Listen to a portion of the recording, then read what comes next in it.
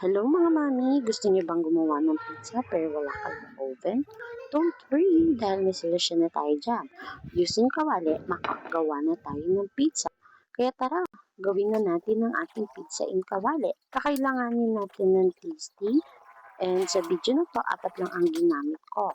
Pero kung gusto niyo magdagdag is pwede naman po. Nilagyan ko lang ang ating tasty ng tomato sauce.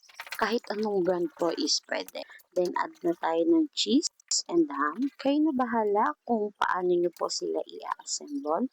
Nilagyan ko lang siya ng design para maganda sa ating video.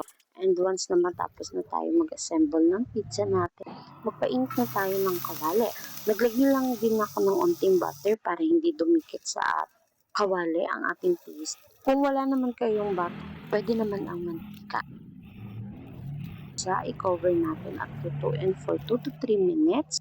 After 3 minutes, ready na ang ating pizza. Kung gusto niyo na mas melted yung cheese, I suggest na yung quick melt yung cheese na gamitin nyo. Yung cheese kasi na ginamit ko is hindi siya nag-melt, lumambot lang siya.